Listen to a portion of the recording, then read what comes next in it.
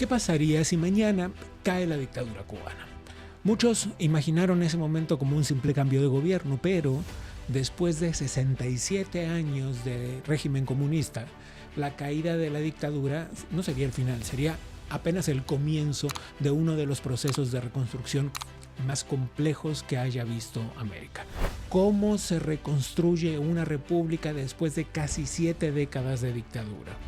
Cuba hoy es un país sin pluralidad política, sin libre mercado y con generaciones enteras que no conocen la libertad.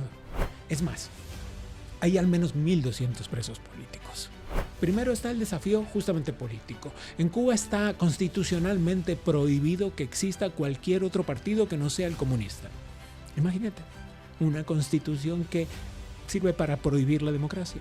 Entonces no hay formación de cuadros políticos, no hay instituciones independientes, pero al mismo tiempo existe un capital humano enorme, la diáspora, que podría convertirse en uno de los motores de la reconstrucción más importantes, los millones de cubanos que escaparon de la dictadura.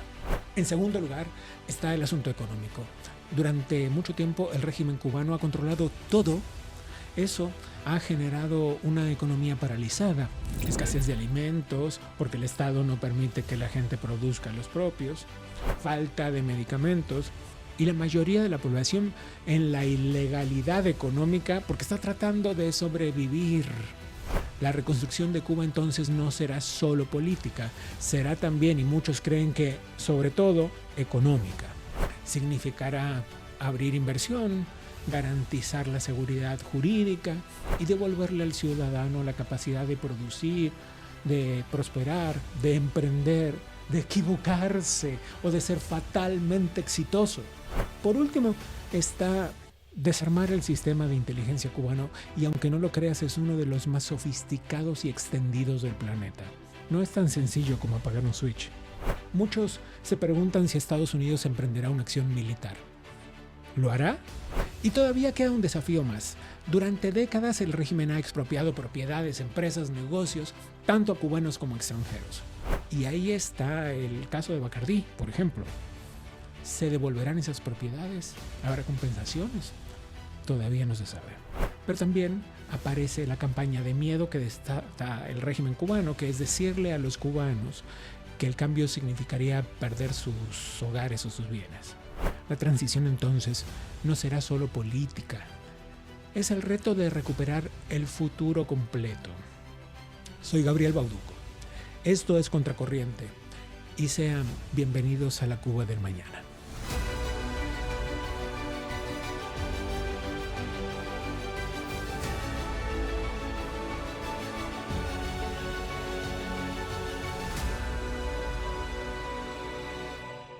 Me da gusto comenzar este episodio de hoy porque es un tanto inusual, con un formato un poco distinto del que hacemos habitualmente.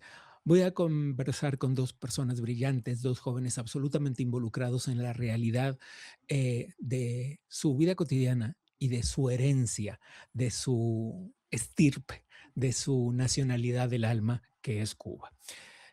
Pero ¿cómo se acaba con una dictadura? ¿Es tan sencillo como apagar un incendio y ya? ¿Qué hace falta para reconstruirla? No podemos pensar y ser ingenuos con creer que sencillamente un día le dirán a Raúl Castro, vete, se irá y Cuba será otra. Después de 60 y tantos años, 67 años ya de dictadura, hay al menos 3 generaciones que han vivido siempre con, con esta dictadura encima, con estas limitaciones encima. Carlos Martínez es un estudiante doctoral cubanoamericano de economía en George Mason University y además fellow en el Artbridge Institute y director de formación en la Red de Jóvenes por Cuba Democrática. Y Manuel Pérez Cervantes es estudiante de tercer año de Derecho en la Universidad Pontificia Católica de Chile y vicepresidente y director ejecutivo de la Red de Jóvenes por Cuba Democrática y activistas políticos, evidentemente ambos. Gracias por estar aquí, muchachos. Muchas Muchas gracias, gracias. Gabriel. Quisiera comenzar por esto, que es un poco especulativo, pero a esta altura ya conocemos algunas cosas que tienen que ver con las negociaciones que se están llevando a cabo entre Cuba y Estados Unidos respecto de una finalización del régimen. Pero como dije hace un minuto, no es tan sencillo como apagar un incendio y ya, no es tan sencillo como decirles vete y ya. Sabemos, lo han reportado varios periodistas, pero entre ellas hay un informe de la periodista María Idalia Gómez que habla de los detalles de esta negociación. Sabemos que quien está al frente de estas negociaciones es Alejandro Castro Espín y sabemos que entre otras cosas se pide, por supuesto, la salida de Díaz Canel, la salida de Raúl Castro de la isla, la terminación del régimen y un sinfín de requisitos. ¿Cómo se imaginan el final de esta dictadura? Carlos. Hemos visto los reportes al respecto de la negociación entre la administración y el régimen de Cuba. De Ujú. momento se ha hablado de aperturas en sectores económicos, Sí. particularmente la habilidad de los cubanos de poder invertir en la isla. Pero el elemento que yo creo que está Perdón la faltando. interrupción, lo cual es particularmente chistoso, ¿no? Es decir, estos cubanos que están en el exilio, que tuvieron que reconstruirse, que aprender a hacer negocios en libertad, ahora el régimen les dice, ven y tráeme tu dinero, a ti que te expulsé y te jodí la vida. Sí, exacto, y que además la mayor parte de esos empresarios acabaron en Miami.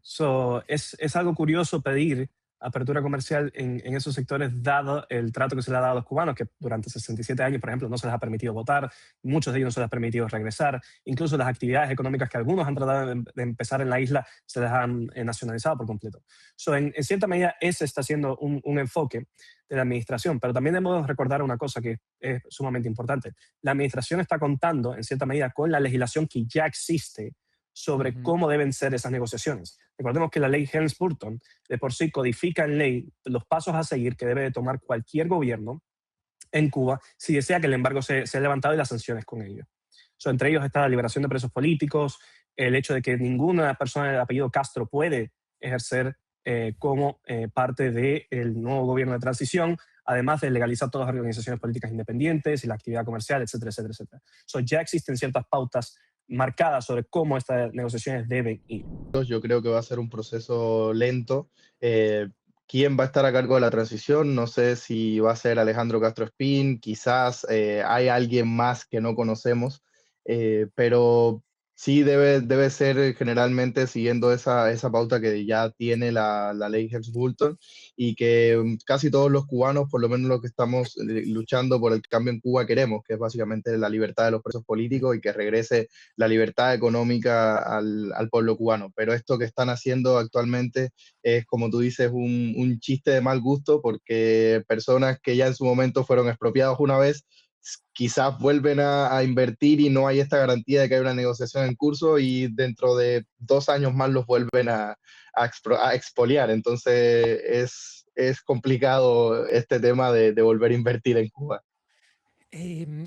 Escuchaba esta mañana, hace unos minutos antes de meterme a esta conversación con ustedes, como comprenderán, Cuba tiene una enorme economía informal, infinita economía informal, en la medida en lo que la economía es posible en Cuba y el comercio, digamos. Pero hay muchos grupos de compra y venta de lo que te imagines, tú que nunca has ido a Cuba, bueno, lo que sea se vende en grupos de Facebook y cosas por el estilo. Hay propiedades de alto valor que están siendo vendidas por precios ridículos. Para quienes no conocen Cuba, está Miramar, que es una zona pegada a la playa, a las afueras, afuerititas de La Habana, una zona donde hay residencias de lujo y hay muchas embajadas. Está el Vedado, que es una zona residencial clásica de abolengo alguna vez en la isla, y allí mismo hay propiedades que están vendiéndose por precios estúpidos.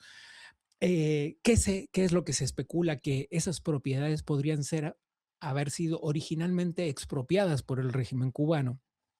Y como parte de la negociación hoy es que todos los bienes expropiados por la dictadura sean devueltos a los ciudadanos norteamericanos, a quienes le fueron arrebatados, esas propiedades pasarían a valer nada o a ser directamente regresadas a sus dueños originales. ¿Qué saben de eso? De momento lo que hemos tratado de ver en parte es qué porcentaje de estos reclamos han podido efectivamente ser efectuados por dueños o incluso descendencia de esos dueños, porque recordemos que después de 67 años muchos de los dueños originales ya no están Por supuesto, acá, por pero sí, supuesto.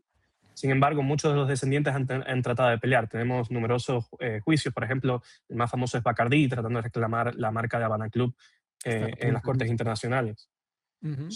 Es precisamente bajo ese marco en donde también la ley contempla el hecho de que debe de intentarse, en cierta medida, de los reclamos ser procesados y al menos una parte de estas propiedades ser devueltas. Evidentemente, también en cierta medida por el espíritu que han hablado ciertos líderes de la comunidad de Miami y ciertamente los líderes del exilio cubano, se ha también dejado de entender de que en ciertas instancias no va a ser factible devolver ciertas propiedades, porque, por ejemplo, si es el caso de que familias vivan en ciertos apartamentos, es difícil ver cómo va a ser una solución es sacarles a ellos para Sí, entregar la propiedad. En ese caso se tendría que buscar algún esquema de compensación adecuado, incluso dentro de la comunidad del exilio muchas veces se ha planteado dichos esquemas en donde a lo mejor el Estado genera algún tipo de deuda para poder compensarlos y de esa manera en ciertos casos particulares no hacer más daño de lo que pudiese ser la restitución. Pero ciertamente muchas empresas azucareros, por ejemplo, centrales azucareros que han sido destruidos en su vasta mayoría, esa industria dentro de la economía cubana ha sido destruida. Prácticamente estamos bajo la producción azucarera más baja de la historia de Cuba respecto al año 95, que era un año prácticamente de guerra en la isla. Y muchos de esos azucareros que tenían dueños originalmente ya no existen. ¿Ya? Entonces también hay una parte de esa propiedad que también hay que entenderse cuando se vaya a hacer esta gestión sobre qué exactamente se le está entregando. Si es la tierra y lo que había antes del 59, que era el azucarero, etc. Eso es un punto adicional que se debe de considerar. sin duda. Manuel, ¿crees que la transición política incluirá de alguna forma una especie de blanqueo de las figuras que hoy están siendo parte de la dictadura? Lo vimos en Rusia, lo padecieron en Rusia. Muchas personas que eran parte de las cúpulas militares, un buen día se quitaron el uniforme y se incorporaron como si nada a la vida democrática, lo que implicó una serie de rezagos y de vicios en el intento de la reconstrucción de la República. Mira, si me permites un momento a dar una idea sobre la pregunta anterior que estaba Por tratando con supuesto. Carlos, porque fue algo que también vi como en estos grupos de compraventa, de compraventa, es que se está utilizando este argumento para meterle miedo a la población y decir que el cambio les va a afectar, porque había un grupo de compraventas de Holguín que decían que la hacienda de no sé qué familia de antes del triunfo de la revolución, en la que hoy viven más de 100 familias, va a ser devuelta a sus dueños si hay un cambio. Y lo están utilizando básicamente como para meter miedo, porque yo estuve buscando y no hay ningún reclamo por parte de esa familia sobre la tierra en primer lugar. Y aunque lo hubiera nuevamente, lo que se está planteando en el exilio es lo que está diciendo Carlos, y ver cuáles van a ser las soluciones para no provocar un daño más allá de lo que pueda hacer. Entonces creo que es clave resaltar este punto, porque hay personas que están dentro de Cuba, que están viviendo en esas propiedades y que están cayendo como en esta campaña del miedo que sabemos que Cuba Sí, suele hacer porque, cada vez que se ve claro, apretado. porque la Sí. manipulación de la narración es precisamente la especialidad del régimen cubano. Ujú. Pero volvamos, si te parece, Ajá. al asunto de estos infiltrados en la construcción de la nueva república. Y con respecto a eso, yo creo que mira, puede pasar porque si algo de lo que nos hemos dado cuenta últimamente es que casi todos los insultos se los está comiendo el títere actual. Díaz-Canel es la persona que más insultos recibe, yo creo, del régimen, y es probablemente la persona que menos daño haya hecho en los 67 años de dictadura. Voy a poner Sí, todas las comillas del mundo en esto de que la persona que menos daño ha sí, hecho. no, sí, claro, pero ¿No? Sí. me refiero comparándolo con Castro, tanto con Raúl como con Fidel, es un niño pequeño. Y sin embargo es el que se ha llevado la mayor cantidad de insultos y gran parte de este odio que muchas veces no recibió quizás Fidel Castro, ¿no? Entonces, si sale una figura que no ha sido marcada anteriormente, como Alejandro Castro Espín, gran parte del pueblo no podría incluso verlo como que no es un enemigo y que puede ser perfectamente un líder de transición. y ahí es donde tenemos que intervenir las personas de la oposición, las personas que nos estamos dedicando a hacer activismo y bueno, ya los que tienen una carrera política en el exilio, a intentar que esta narrativa no calce en el pensamiento o en el ideario popular, porque si no nos podría pasar lo mismo que a Rusia, y bueno, ya vemos cómo está Rusia, salieron del comunismo, pero tienen hoy a Vladimir Putin y a un montón de jerarcas de familias comunistas de toda la vida repartiéndose Rusia, y creo que eso no es un futuro deseable para la Cuba futura. ¿Cómo debería entonces ser, Carlos, este proceso de transición? ¿Cómo se lo imaginan? Bueno, a pesar de que los medios de comunicación han enfatizado mucho el cambio de estructura económica dentro de la isla, sigue siendo el caso de que cada vez que el secretario de Estado de los Estados Unidos habla, siempre hace referencia al cambio de régimen político. Sin Y duda. esa sigue siendo una presión dentro de la comunidad cubana, tanto en el exilio como dentro de Cuba, a que sea un cambio de régimen político. Cuba has an economy that doesn't work and a political and governmental system that can't fix it. So they have to change dramatically. What they announced yesterday is not dramatic enough. It's not going to fix it. So they've got some big decisions to make over. Not suffice it to say that the embargo is tied to political change on the island. The embargo is codified. But the bottom line is their economy doesn't work. It's a non-functional economy. It's an economy that has survived. That revolution, it's not even a revolution, that thing they have, has survived on subsidies from the Soviet Union and now from Venezuela. They don't get subsidies anymore, so they're in a lot of trouble. And the people in charge, they don't know how to fix it. So they have to get new people in charge. That's what A que efectivamente no sea nadie de la familia Castro, ni mucho menos en sus círculos, los que lleven ese paso, que sean los líderes tanto de la comunidad dentro de Cuba como del exilio que puedan ayudar a facilitar ese cambio. Hemos visto que al menos las organizaciones del exilio han estado poniendo recursos y han estado coordinándose en conjunción de planes y habilidades para poder hacer que eso sea factible. Dentro de la propia Cuba también existen muchos líderes políticos, algunos presos, pero otros, por desgracia, encarcelados. Por ejemplo, tenemos el caso de Camila Costa, que es una periodista que prácticamente trató de reportar una noticia sobre las protestas estudiantiles en La Habana y no se le permitió. La tuvieron que mandar encerrado. El caso de Giovanni Sánchez, impidiéndole salir de su domicilio. Pero sigue siendo el caso de que son líderes, sin lugar a dudas. En esa transición veríamos muchos de estos líderes tomar una importancia fundamental en representar a distintas facciones que tiene el exilio. Recordemos otra cosa, el exilio tampoco es un grupo homogéneo de personas. Somos personas que no estamos a favor del régimen actual, pero que ciertamente tenemos criterios distintos sobre cómo llevar la libertad del país y que están trabajando actualmente en eso. Me imagino que las discusiones sobre el futuro han de ser acaloradas y muy nutridas en la comunidad cubana en el exilio. Pero sigamos hablando de las negociaciones respecto de cómo sería la transición. Em, ¿Qué exige Estados Unidos?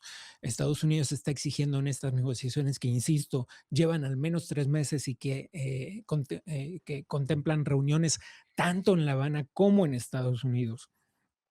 Exige el desmantelamiento del sistema de inteligencia cubano. ¿Qué pide Estados Unidos, Carmen? Y aquí vienen cosas muy interesantes y que pues nos habla del objetivo claro geoestratégico que representa Cuba para Estados Unidos. Piden, en principio, que ya no exista ningún despliegue operativo de inteligencia en ningún país del continente americano por parte de los cubanos. ¿Qué identificó Estados Unidos? Que durante los últimos 20 años Cuba desplegó, ya sea a través de estos servicios como de médicos o en otros servicios de apoyo, de ayuda, de entrenamiento, de intercambio.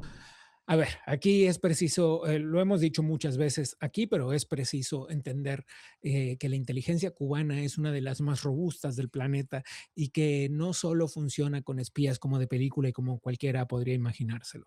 Hay un sistema de control barrial con las manzaneras o manzaneros. Hay un sistema de perfusión de la inteligencia a nivel global con las brigadas médicas y empresas como muchos otros profesionales de la salud, y hay además un sistema de diplomáticos que funcionan como agentes. En consecuencia, el desmantelamiento de eso se antoja casi imposible de manera inmediata, no es como apagar un switch y ya. Y se los pongo sobre la mesa porque los cubanos son quizás la población del planeta que más conciencia tiene de la inteligencia de su país. Los escucho. Eh, con respecto a eso, el otro día estaba pensando por esta caravana de 600, de cerca de 600 jóvenes de todo el mundo que están llegando a Cuba a limpiarle la cara al régimen. Hay un cambio en la estrategia del proyecto revolucionario de Castro, que quería exportar revolucionarios y ahora los está importando. Y creo que es creo que es el final de este plan y que Un ahora meme están el otro recogiendo día los frutos. Vi un meme el otro día Eh, que decía, es tan malo que hasta necesitan importar a los comunistas para que siga vivo. Claro, pero yo creo que esto, a pesar de que nos reímos y hacemos memes al respecto, yo creo que esta es la etapa final de ese plan que tuvo Castro al principio al exportar la revolución, al exportar que lo que pasaba en Cuba era bueno y a tener esta imagen que fuera de Cuba muchos jóvenes siguen comprando y en estos casos de necesidad, en estos casos de crisis, poder traer a esas caravanas de jóvenes y limpiarse un poco la imagen, que de cierto modo vendan una narrativa distinta a la que tenemos los opositores y tal. El tema de inteligencia cubana es fundamental por varios motivos. Uno es porque prácticamente hasta hace 2 meses estábamos viendo el aniversario del derrumbe de la avioneta de Hermanos al Rescate, que Ujú. fue prácticamente una Ok, conducción hecha. espera, un momento. Ustedes son cubanos, no todas las personas que nos miran son cubanos. Esto merece una aclaración. Por cuenta la historia. Teníamos una organización aquí en Miami en los años 80 que se llamaba Hermanos al Rescate, cuya función era rescatar a las personas que estaban en el mar, que estaban haciendo la trayectoria de La Habana a Miami, y estas personas se encargaban de recoger a estas personas y dejarlas en la Florida y adaptarse al proceso legal como constituye la ley de pies secos y mojado. Ya. Esta avioneta fue derrumbada intencionalmente en aguas internacionales por el régimen de Cuba. ¿Ya? Y es una de las pocas causas sostenibles a nivel internacional, ¿correcto? Correcto. Y Mm. además de todo esto, se formó una red de aproximadamente 200 espías, de los cuales 5 fueron los que al final no decidieron no cooperar, para poder captar y derrumbar estas avionetas. Tenemos hasta grabaciones de los propios pilotos celebrando el derrumbe de estas avionetas. Sí. A pesar de ser un país tan pobre, Cuba, y de tener una productividad económica absolutamente ínfima, ya prácticamente comparable solo a Haití o Bolivia, tiene una capacidad de producir activos de inteligencia muy sustancial de la media de países ricos. Ya, son prácticamente expertos en hacerlo, tanto en misiones médicas como en otros países coordinando movimientos sociales. Sí, el punto, recuperar un poco el punto, lo que quería decir era que con esto se demuestra que la inteligencia cubana no solamente está dentro de sus fronteras, sino que va más allá, están en todo el mundo. Acá mismo en Chile tienen grupos de apoyo a Cuba supuestamente que también sirven como inteligencia, recopilan datos, recopilan información de las personas que hacemos activismo desde acá de Chile, porque en Cuba saben perfectamente lo que hacemos cada uno de nosotros, los que alzamos la voz desde cualquier país del mundo donde Cuba tenga una embajada o donde Cuba tenga estos espías, ¿no? Entonces va a ser un trabajo bastante complicado ya de por sí acabar con la red de espías que hay dentro de Cuba, que están en cada cuadra básicamente, y además tener que acabar con las redes de espías que hay fuera de Cuba. Entonces va a tener que ser un trabajo en conjunto con varios gobiernos y con aquellos que por supuesto tengan la voluntad de acabar de una vez por todas con toda esta red internacional. A ver, quisiera seguir en el camino de la reconstrucción y ese camino implica un ejercicio democrático, político, que hoy está absolutamente cercenado en Cuba. Les recuerdo a las personas que nos miran que constitucionalmente solo el Partido Comunista de Cuba es posible dentro de la isla. No existe la posibilidad de que haya otra organización política que no sea el Partido Comunista de Cuba. En consecuencia, desde hace 67 años, no hay formaciones de cuadros políticos. Hay disidencia, por supuesto, fragmentada o no, como explicaban ustedes, pero hay una disidencia que es sólida y que sabe al menos lo que no quiere, que, cosa que han aprendido con sangre, sudor y lágrimas, literalmente las tres cosas. Eh, el punto es que crear una república requiere de multiplicidad política, de multiplicidad de partidos y de pluralidad. ¿Cómo sería posible esta organización? Carlos, ¿quieres empezar? Sí, por supuesto. Los cubanos no somos, digamos, esto no es una experiencia nueva dentro de la comunidad cubana. ¿Ya? Cuando se funda el país en el año 1902, llevaba durante 4 años bajo administración americana, en donde prácticamente una parte sustancial de la infraestructura de la ciudad de La Habana y el resto del país fue refundada, junto con el sistema de educación y el sistema sanitario.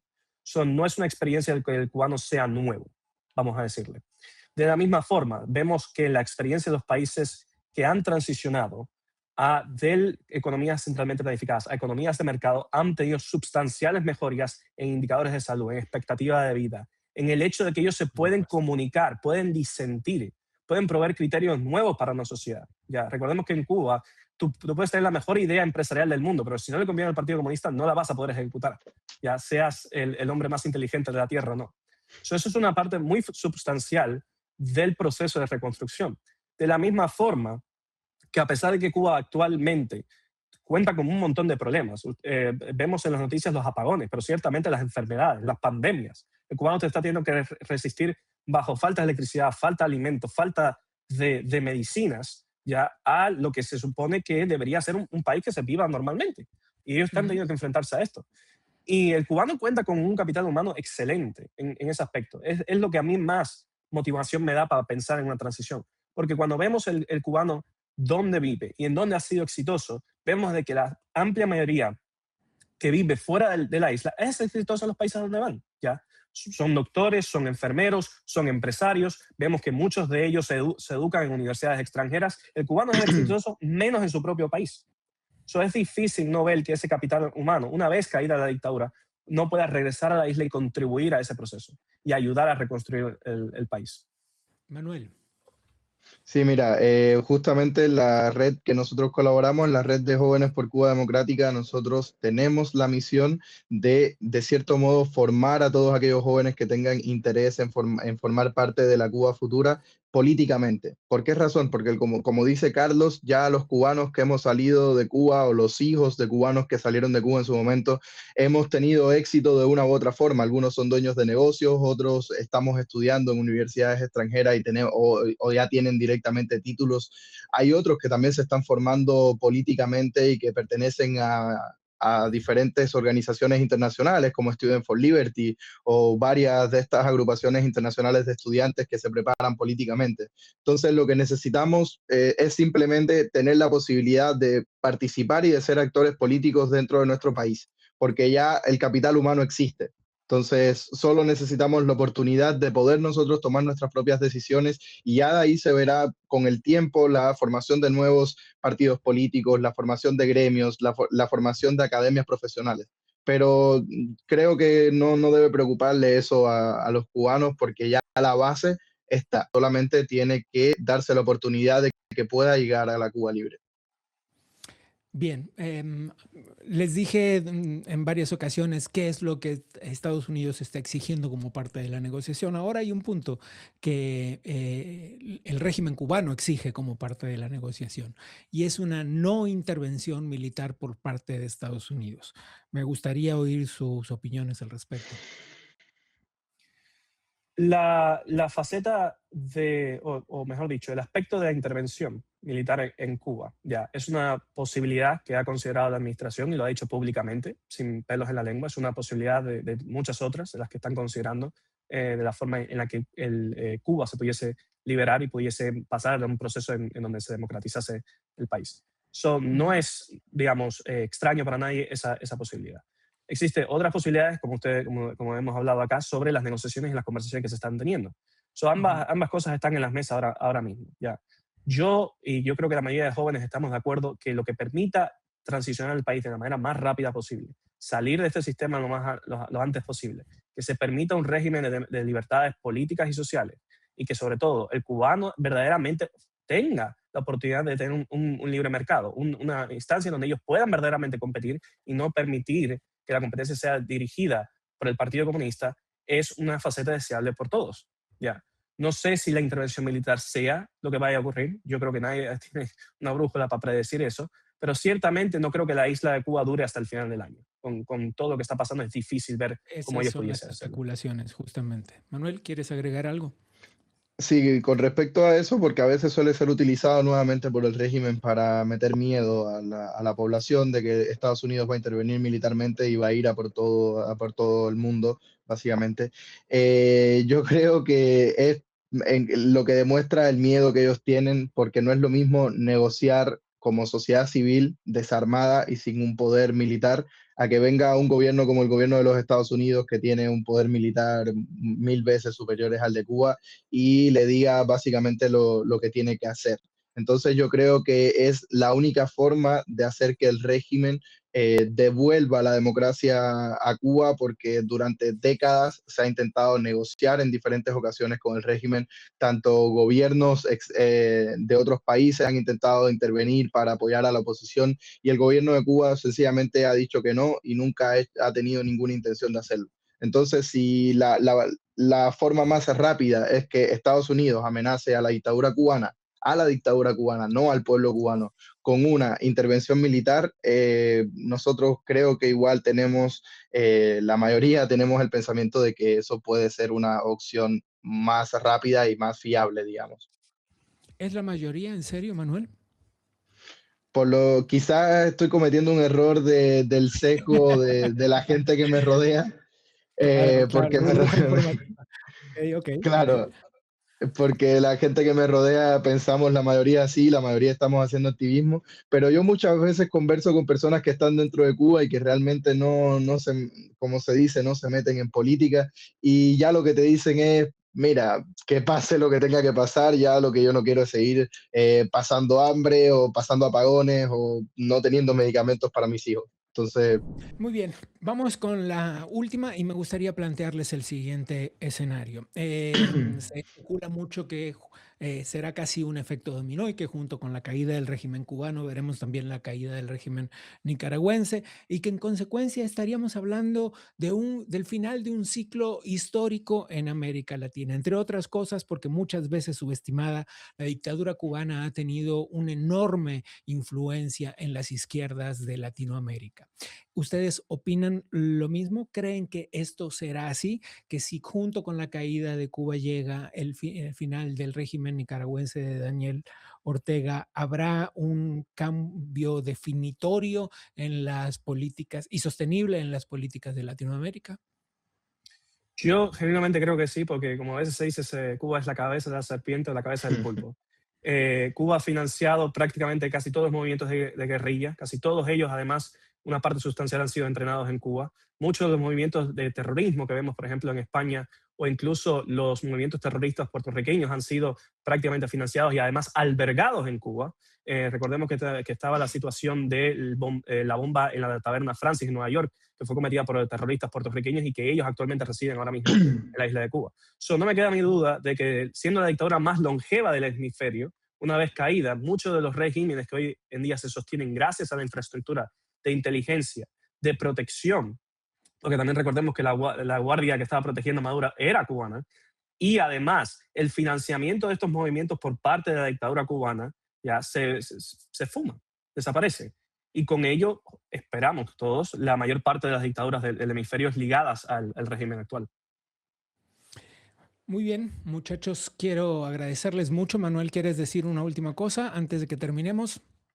sí, mira, con respecto a eso, además de la caída del régimen de Venezuela, si cae Cuba y luego cae Nicaragua, caería la parte ya dura de lo que fue en su momento el Foro de Sao Paulo, ¿no? Porque todavía quedan igual figuras como Michelle Bachelet, que fue propuesta para ser la secretaria general de la ONU, que por suerte el actual presidente de Chile revocó el apoyo del gobierno chileno a la candidatura de Bachelet, que la siguen vendiendo como una persona buena y que no es esta dictadora como los Castro o como los chavistas, pero tiene foto con todos ellos, tiene foto con Castro, con Ortega, con Maduro, en fin. Entonces creo que va a ser el sepulcro, digámoslo, del Foro de Sao Paulo, porque ya Evo está siendo acusado, Correa está escapando de la justicia de Ecuador, ya Bachelet no le queda mucha fuerza política. Entonces, todo este Foro de Sao Paulo, a excepción de Lula, que quizás tiene un poco de influencia todavía en Brasil, ya está siendo sepultado. Entonces, yo creo que se viene un futuro para Latinoamérica mejor, y sobre todo por las alianzas que se están dando en los presidentes de derecha y que creen en la economía de libre mercado y que creen en la democracia. Entonces, tengo muy buenos presentimientos para los próximos años en el hemisferio. Muy bien. Carlos, Manuel, muchísimas gracias por habernos acompañado el día de hoy.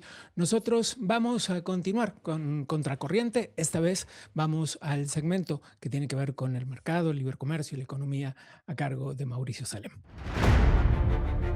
El mundo tiene una zona geográfica clave por donde pasa gran parte del volumen de petróleo del planeta. Casi el 20% del tráfico de petróleo pasa por esa zona que se llama el Estrecho de Hormuz. El Estrecho de Hormuz hoy está bloqueado por fuerzas iraníes. Es decir, no hay cómo pasar carga petrolera a través del mismo. El Estrecho de Hormuz tiene 33 kilómetros de ancho en su zona más estrecha y más de 90 kilómetros de ancho navegable en su zona más ancha. Más de 160 kilómetros de largo. Hoy, como les dije, se encuentra bloqueado. ¿Qué significa esto para América Latina y para el mundo? Que existe menos oferta del petróleo, menos oferta de este recurso al mundo, lo que hace que la demanda sea mayor a la oferta y por ende los precios suban. ¿Qué significa que los precios suban? Que la inestabilidad en la economía mundial se altera. Los mercados se ponen nerviosos, la bolsa está volátil, el precio del combustible con el que los tractores que siembran el alimento se tienen que proveer para poder funcionar, el transporte donde se lleva de un lugar a otro, el alimento que llega a cada uno de nuestros hogares, se incrementa su costo. El precio de cada uno de los derivados del petróleo, que es el combustible para poder tanquear los aviones, los vehículos que tenemos en casa, se encarecen. Es decir, nuestra calidad de vida disminuye. Esto en el planeta. Hay países que se favorecen con esto, como México, Brasil, Colombia, por ejemplo, cuya producción de petróleo les alcanza para poder sostener la demanda interna. Pero hay países como Haití, Paraguay, Uruguay, Panamá, República Dominicana, que son altamente dependientes de este recurso y que al estar hoy caro, al estar hoy con precios elevados, más de 112, 115 dólares por barril, hace de que sus economías se afecten porque no alcanza el dinero que antes alcanzaba para poder cubrir las mismas necesidades. En resumen, a barril de petróleo más caro, producto del bloqueo iraní en el estrecho de Hormuz, tenemos alimentos más caros, tenemos combustible más caro, calidad de vida más cara, transporte más caro. Es decir, nuestra economía familiar se afecta y llevar el alimento a la mesa cuesta más. Por ende, el problema no es lejano, el problema es más cercano de lo que nos imaginamos. Está tan cerca como esta mano del bolsillo de cada uno de nosotros. De allí es que es importante estar pendientes de que este problema se solucione pronto. Así como hay países que se favorecen por el alto precio del petróleo, hay países que la están pasando muy mal. Y en casos como el de Perú, Chile y Ecuador principalmente, que son productores petroleros pero de manera insuficiente, tienen que importar combustible, encareciendo la vida del ciudadano a través de una importación de la inflación que esto acarrea. Es decir, el estrecho de Hormuz no es un problema de allá, es un problema de todos, del planeta, y esperamos se solucione pronto. El bloqueo del estrecho de Hormuz te importa a ti, a mí y a todos. Soy Mauricio Salem y esto es Contracorriente. Esta semana Washington, D.C. fue el escenario de un encuentro clave para el Adam Smith Center for Economic Freedom. Durante el retiro de la junta directiva de la Florida International University, el director fundador del centro, Carlos Díaz Rosillo, presentó una visión estratégica sobre el rumbo y las nuevas iniciativas que el centro está impulsando para los próximos años.